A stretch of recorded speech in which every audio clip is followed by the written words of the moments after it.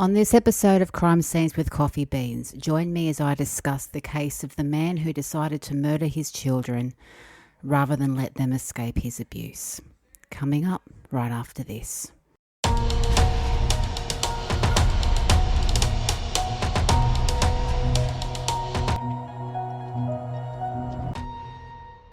Hello, guys. Welcome to Crime Scenes with Coffee Beans with me, Belinda Brady. I'm your host, and welcome, guys. Welcome to my little one-person podcast where I talk about true Australian murders while I add to my already obscene caffeine consumption for the day. And today is no different.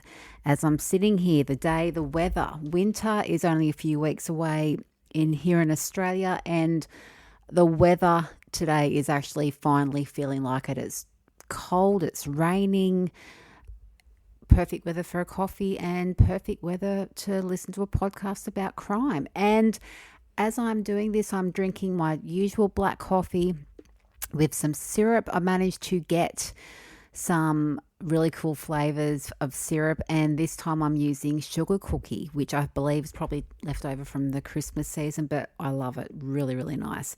And off on a little side note, if you're a coffee company or a syrup company and you want to be a little sponsor of mine, reach out. Let's chat. I'd love to do it. And if anyone wants to be a sponsor, by all means, please reach out. Let's have a chat. Now, as per usual, I will do a quick rundown of where you guys are listening to me from. We've got Vietnam, we've got Ireland, and we have Finland. That is awesome. I sometimes feel like I maybe go on a little bit too much about where you guys are listening to me from. I just love seeing it. I hope I don't bore you all with it. And I'll also add one more in there. We've got Mexico. That is so cool. Love it. Thanks, guys. Keep up the good work. Okay. Now, before I get into this episode, I need to do a quick around the ground, a quick who my sources are. The sources for this episode, which I have titled In Plain Sight, The Murders of Jack and Jennifer Edwards, coroners.newsouthwales.gov.au, kidspot.com.au, smh.com.au, and the couriermail.com.au. Now, have your caffeine ready for this one, guys. This one is really awful. Every case I talk about is awful. Every murder is awful, but this one is just, it breaks your heart.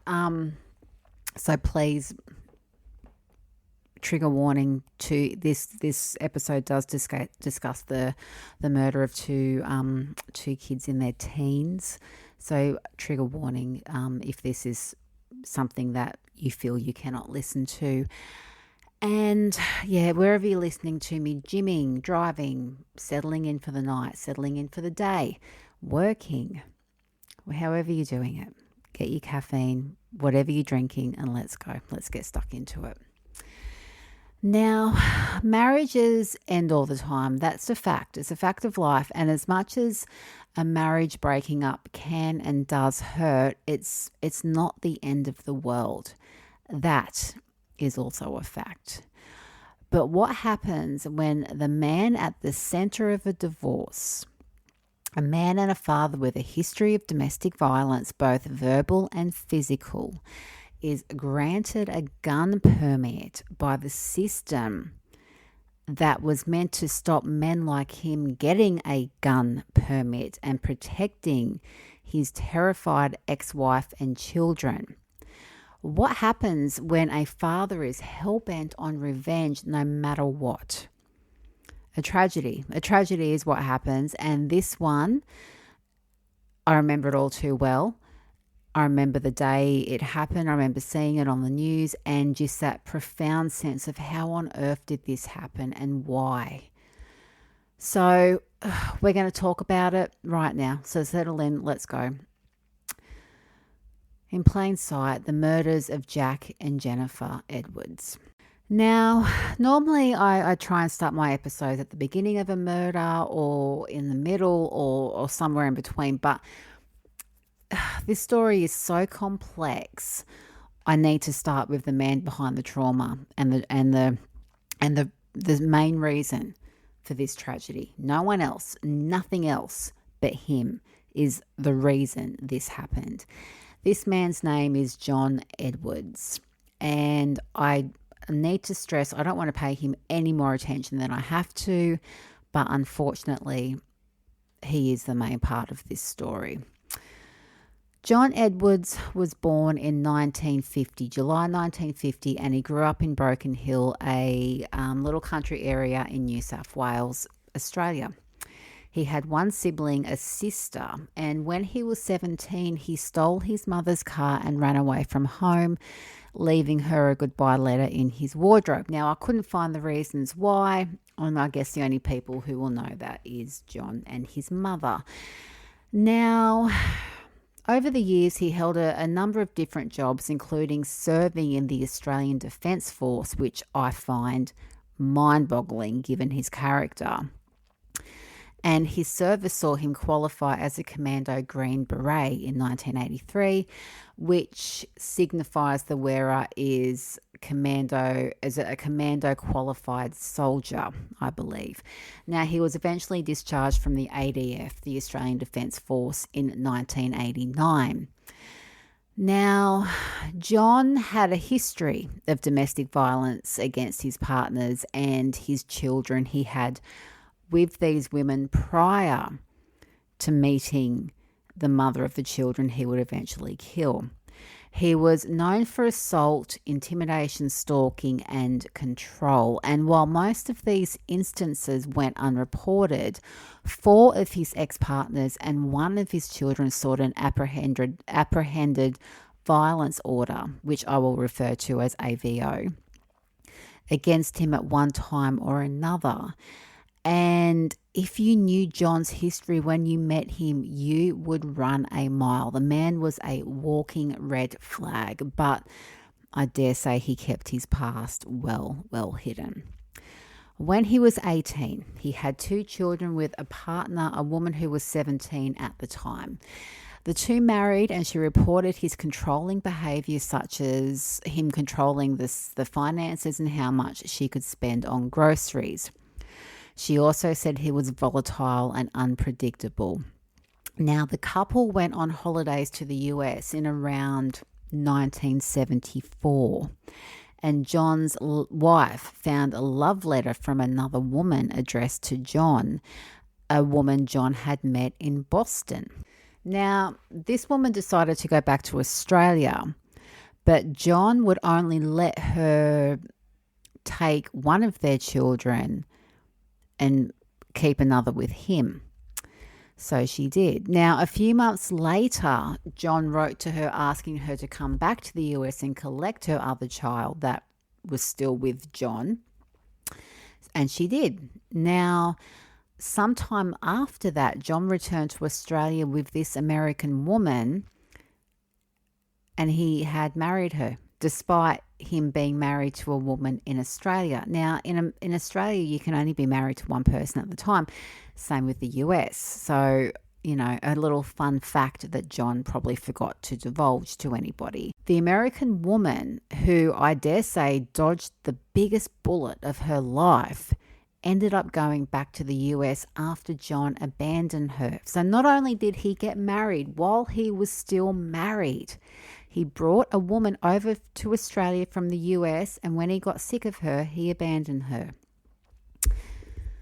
Nice guy. Now, John and his first wife divorced in 1977, and John kept everything she owned, including her clothes.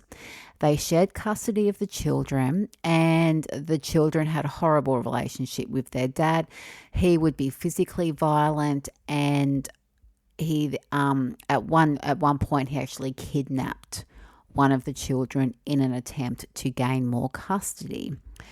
Now, eventually, as the kids got older, they wanted nothing to do with him, which only pissed John off, and he never let it go.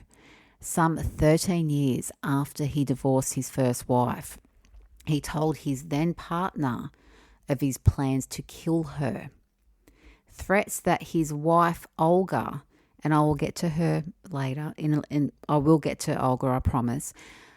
threats that his wife Olga, the mother of the children he would go on to kill, would also hear. So he kept grudges. Now, one of his children sadly passed away, and the other cut off all contact with John. Now, John began a new relationship with another woman, and together they had a daughter. However, she tried to leave when he began to get violent with her when she was around 4 months pregnant with their second child. Now, the violence she endured possibly contributed to her ended up losing this baby. Now, they married, but the marriage was full of abuse, and John threatened her and then now 2 children. So she's had 2 children with John. This wife left John after he threw a rolling pin at her, waiting for him to be in the shower before fleeing over a neighbour's fence with her child and fleeing to the police. Now, John was given shared custody of the children, this couple's 2 children, where he again kidnapped one of them for several days and used threats and intimidation to get his way. Now, this ex eventually got an AVO against him, and his daughter from this relationship eventually decided to cut all contact, making this child number 2 to go no contact with their dad. Now, in 1990, John answered a Lonely Hearts ad in a Sydney newspaper, and he and the unlucky woman who placed the ad went on to have a son together. John told her when she was around 5 months pregnant that he wanted nothing to do with this baby, and he took off. But he returned when their son was around 8 months old, and he was taken back. She took him back. And at one point, she was introduced to John's children that were still talking to him. Now, I need to also mention John slept with a machete beside his bed. And when this woman questioned him about it, she was told people like me aren't supposed to have guns. Now, John pressured this woman to sell her house, where he then sponged $120,000 off her to finance his current divorce, so the one he was still going through. And out of fear, she did.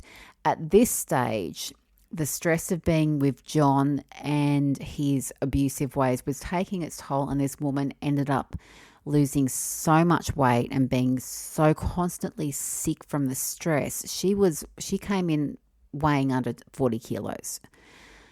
She eventually took their child and left, but there was no escape. There was no escape from John. And over the years, the 2 were subject to domestic violence at his hands, with John kicking in the front door of her apartment when she refused to open it, and the verbal and physical abuse. This poor woman said that John had completely worn her down. Now, they 2 shared custody of their son, and this child recalled John using his belt to whip his other kids if they did something he perceived to be wrong. Now, John continued to stalk and turn up at this woman's house no matter where she lived, so he always found her.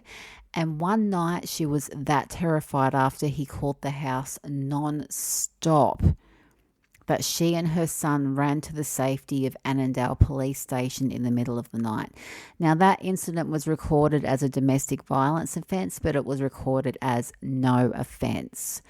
When this child was 10, he too cut off contact with John, making this child number 3 to cut him off.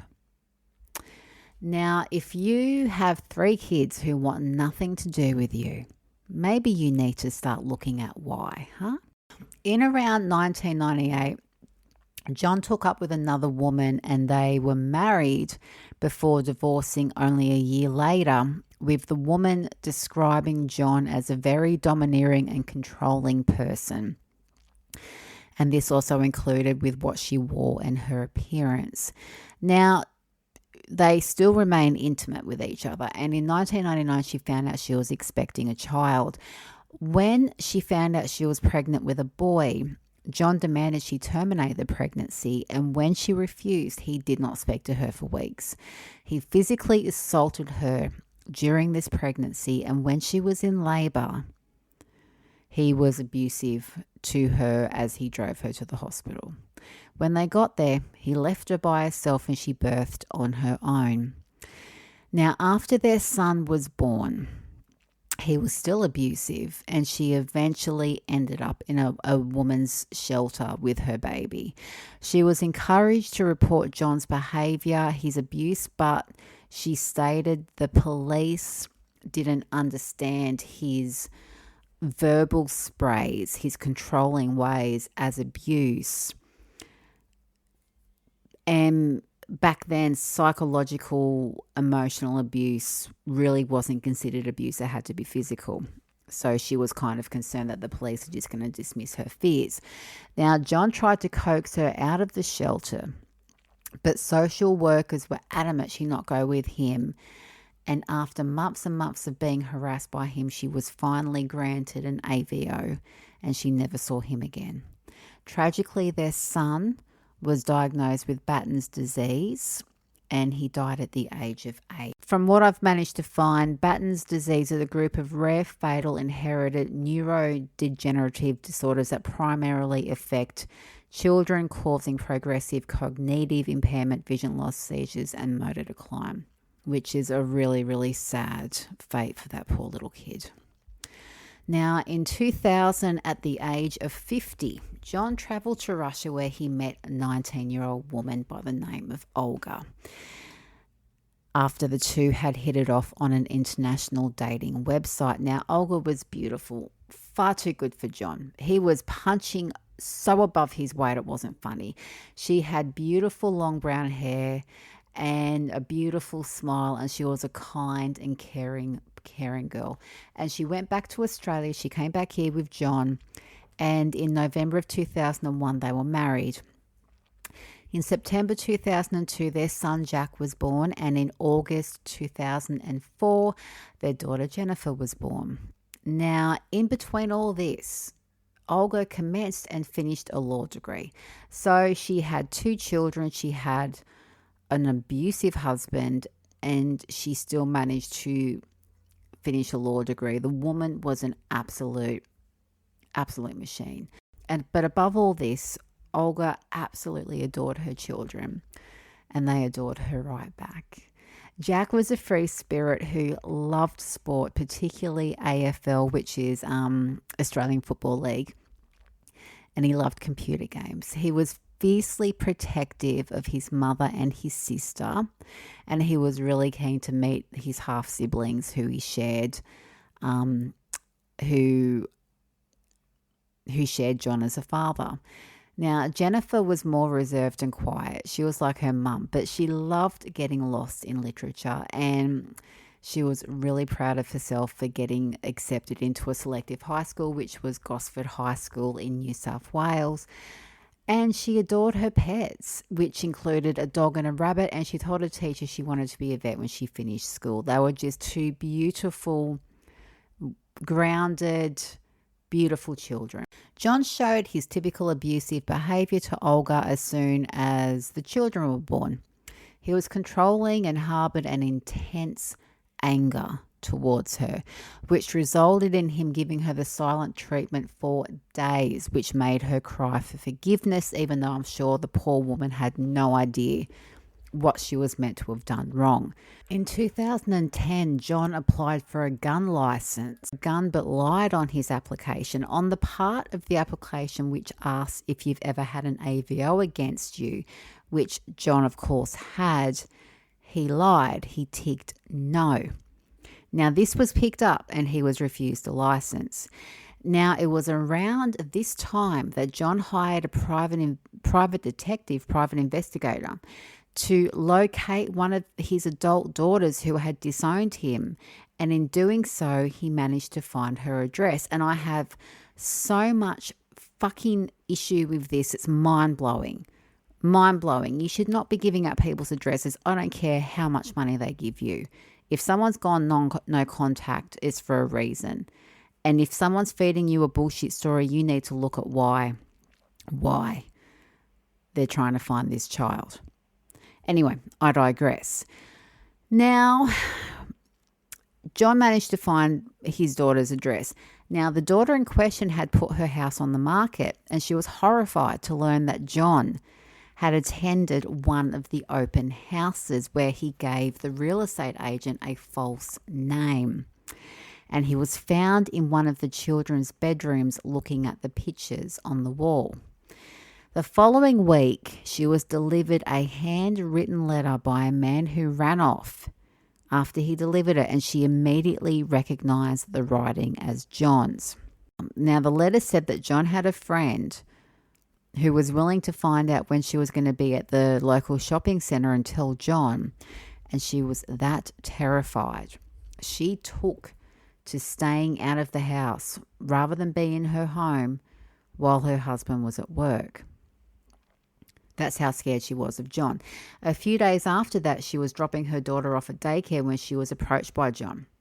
Now, she threw her daughter back in the car, jumped in the driver's seat, locked the doors, told him to leave, and floored it to a safe space, got away from him. Now, the following day, she applied for an AVO against him, but the police determined that a stalking charge would not be pursued as the POI has only made 3 separate attempts to contact the victim and believe that an AVO will be sufficient. Though they did initiate a provisional AVO, the AVO application went to court in 2011, and at one point she was asked by the police prosecutor, and I promise you this is true, he is your father, can't you just sort this out amongst yourselves? Now, when John refused to accept the conditions of the AVO, his daughter told the Hornsby police, forget it, this is too hard, I'm moving overseas. So there you go, a prime opportunity right there to say, hey, you're a dick, leave your daughter alone. Didn't happen. Now, amongst all this, he was still married to Olga, and the abuse was going up a notch. Now, when Jack turned 10, John decided to direct his rage at him, both verbally and physically. One time he hit him with a book, leaving a cut under his eye, chased him down and started punching and kicking him because Jack dared to touch his phone. And during a family trip to Paris, John chased a then 13-year-old Jack out of the family's accommodation and held him against a wall, strangling him until a passerby intervened. Now, Jennifer wasn't spared John's abuse either, and if John deemed her and Jack's behaviour wrong, he would make them sit through what he called the finger treatment, where he would bend one of their fingers back and squash it, causing them pain. Jennifer was that terrified of her dad, she refused to turn her back on him in case he hit her. Jack kept a bat in his bedroom, and Jennifer slept with a butter knife under her pillow. At one point in 2013, an 11-year-old Jack tried to call the police on his dad after another outburst, but Olga begged him not to and apologised on John's behalf. Now, John's controlling ways and abuse towards Olga never wavered, and when he didn't get what he wanted, or he thought his family had somehow wronged him, he would ignore them. In 2015, Olga decided she'd had enough and told John she wanted a divorce.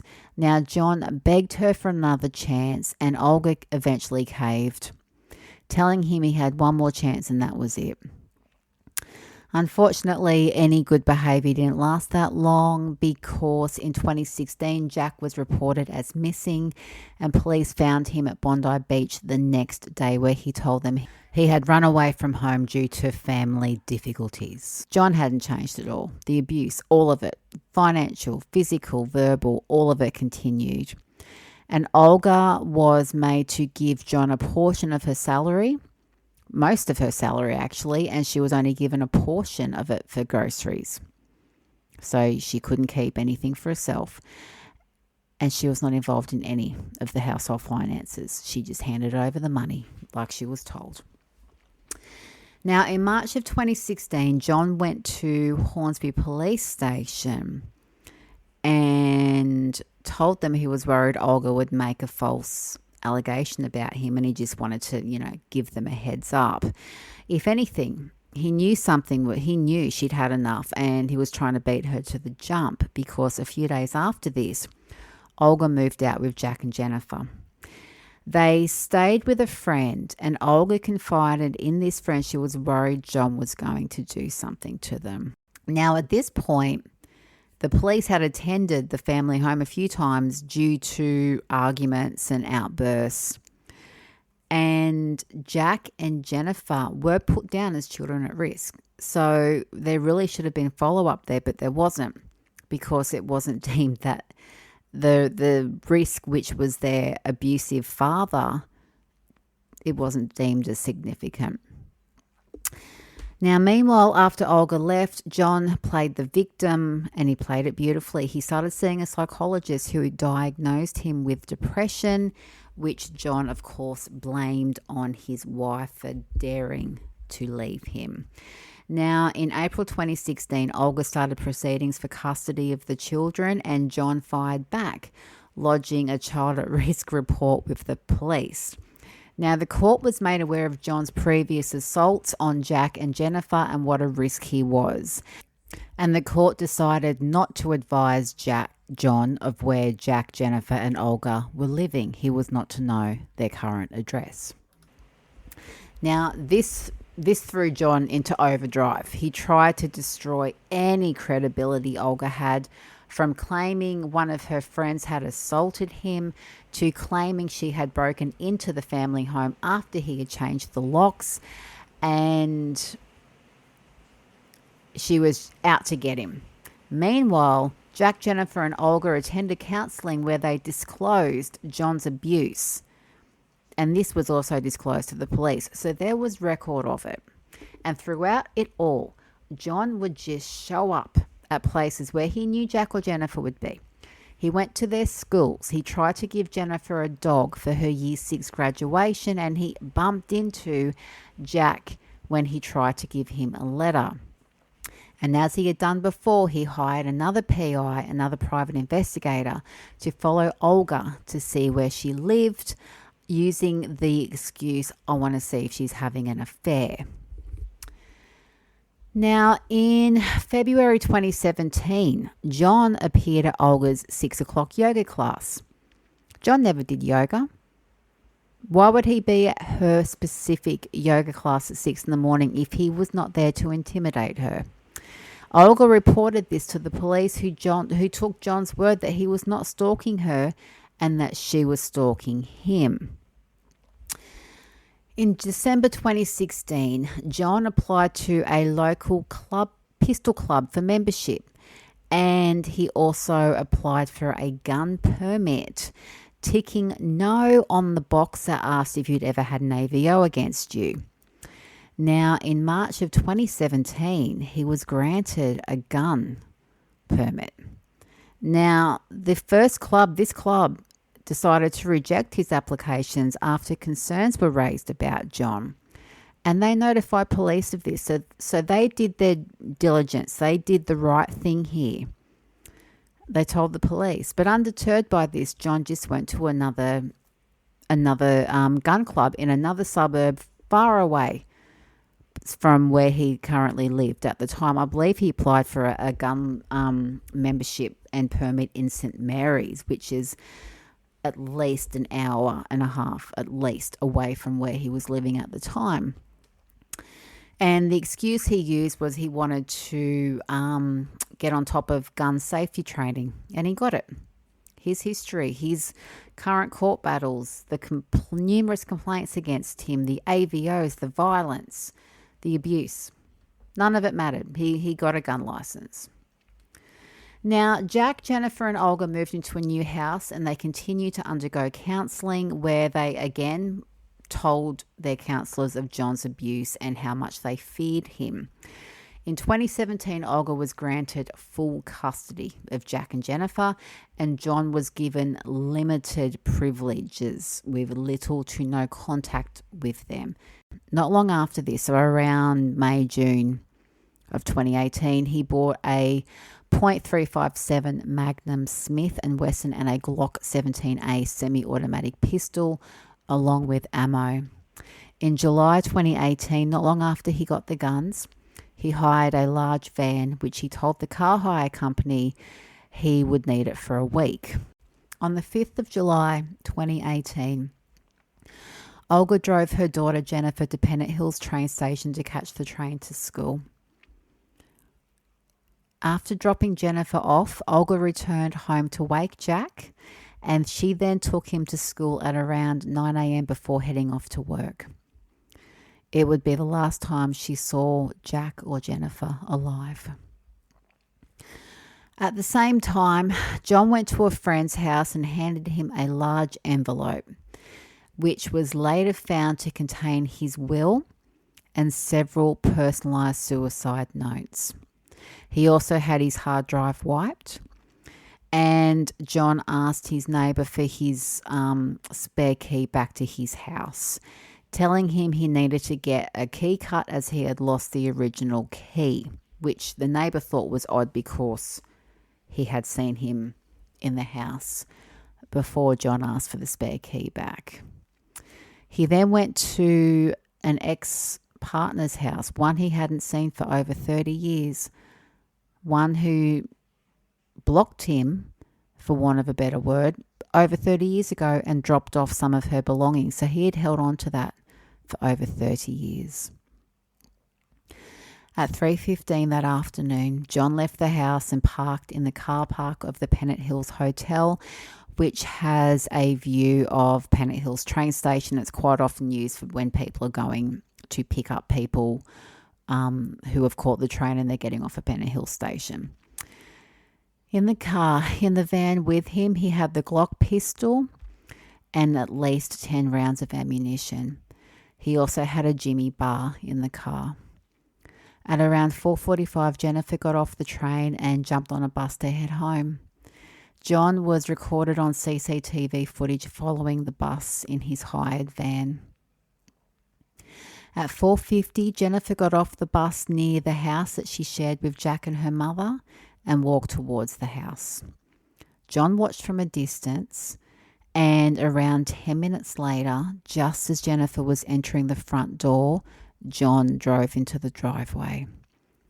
Jack was already at home and sitting at his desk in his room, which was towards the back of the house, playing Fortnite. Seeing John in her driveway, Jennifer dropped her bag and ran towards Jack's room at the back of the house, where they both hid under Jack's desk, with Jack covering his sister with his body. John burst into the house, making a beeline for Jack's room, gun in hand, and opened fire on his terrified son and daughter, shooting Jack and Jennifer 10 times before reloading and shooting them again. Jack was shot a total of 19 times, and one bullet wound, one gunshot was on his forearm, indicating that the gun was in contact with Jack's arm when it was discharged. Jennifer was shot a total of 16 times. Jack and Jennifer died in fear, hiding from the man who was meant to love and protect them, crouched under his desk with Jack protecting her. And after he shot his children to death, John hopped in the van and drove off. All it took was 2 minutes and 11 seconds for him to unleash hell on those poor children. A neighbour who heard the bangs of the gun approached John as he was getting into his van in the driveway and asked him, "Is everything okay?" but got no response. He looked at the house and the front door was wide open, but it was dead quiet. He decided to call the police and report what he thought was gunshots. Police arrived around 15 minutes after the call was made, and when they arrived to the open door of the quiet house, they found Jennifer's bag still sitting there at the front door where she dropped it in a desperate effort to escape her father. Now, they initially searched the house, including Jack's room, but they didn't look past the computer desk. For some reason, they couldn't see him. In the kitchen, they found the family's dog, a border collie, shaking and cowering in the corner. Police searched again. They went back to Jack's room where they saw a hand poking out from the desk, and this time they found Jack lying on top of his sister, who was in a fetal position on her knees. Now, not long after this, Olga arrived home from work. She arrived home to find police in her yard, in her house, and she had no idea what was going on. No idea. But when she was informed that her precious, beautiful children had been found dead, she immediately told them it was John. While all this was going on, John took himself home and shot himself in the head with his .357 Magnum Smith & Wesson. His body was found the next day. In his pocket was a train timetable and notes mapping out Jennifer's movements coming home from school. The grief this selfish, narcissistic, abusive man's actions caused are immeasurable. And the community was left demanding why. A grieving mother was left demanding why. How can a man with such a violent history be allowed to buy not only one but two fucking guns? And why were Olga's cries for help, her repeated cries for help, not taken seriously enough? Yes, there was court orders in place, but where was the monitoring of this man, especially with his history? Why was he allowed just to roam free without some kind of tracking being put in place for him? Why? Now, Olga, consumed by the overwhelming grief of losing her two beautiful children, tried to carry on the best she could, and she even took to carrying the ashes of Jack and Jennifer in her handbag with her. She had Jack in a blue urn and Jennifer in a pink urn. Now, she had the support of friends in the community and strangers.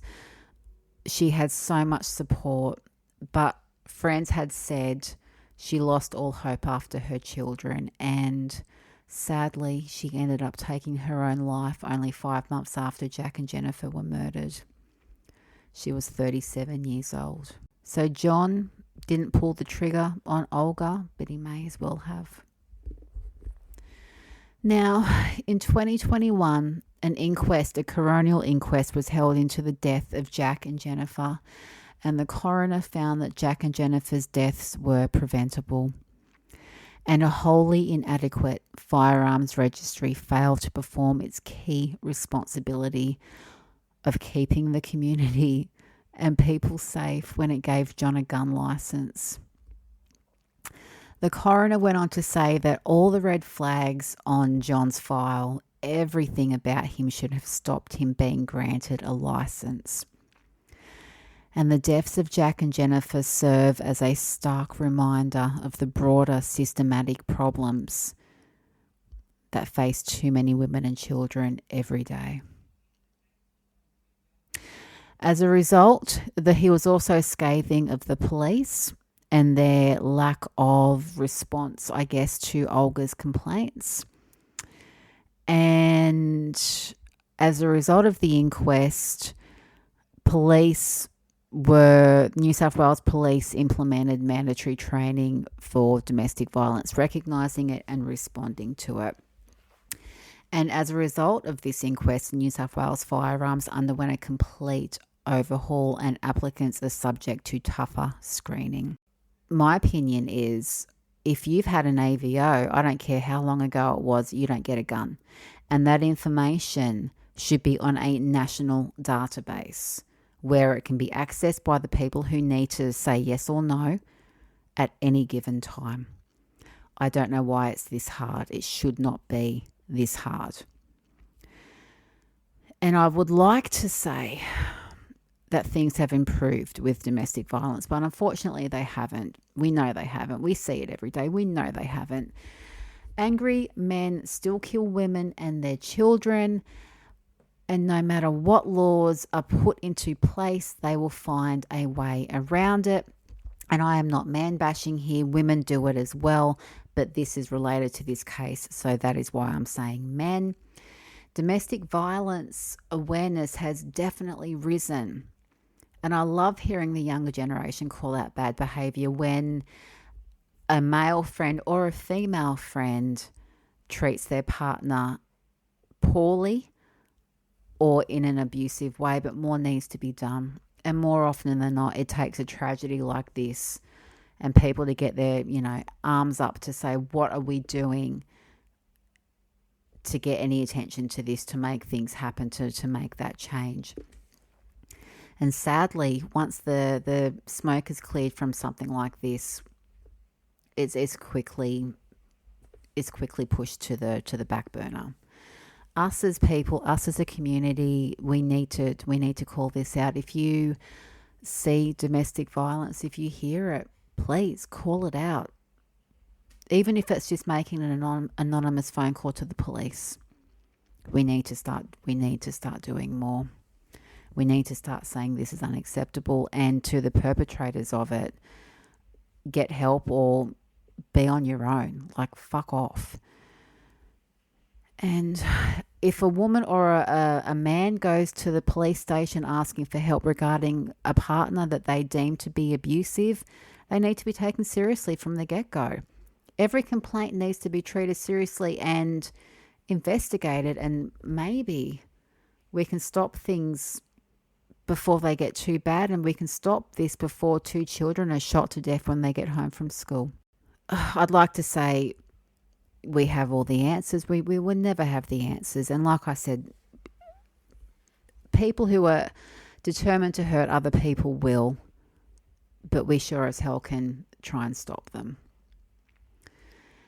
And I truly, truly hope that if there is an afterlife, which I fiercely believe in, I hope that Jack and Jennifer and Olga are up there together. I truly do. And that's it, guys. Thank you for listening. As always, you're absolute rock stars. And if you have any feedback, please reach out. I've had feedback on my YouTube channel, which I love. Not everyone agrees with certain things, and that's okay. We can't agree on everything, because if we did, the world would be a boring place. But I do love hearing people's opinions. You can send me a text. You can buy me a coffee, which you know I love coffee, so you can buy me a coffee. Reach out on YouTube. Reach out on Buzzsprout. You can also find me over on TikTok. And until next time, guys, stay safe, stay cool, stay caffeinated, and I will catch you all later.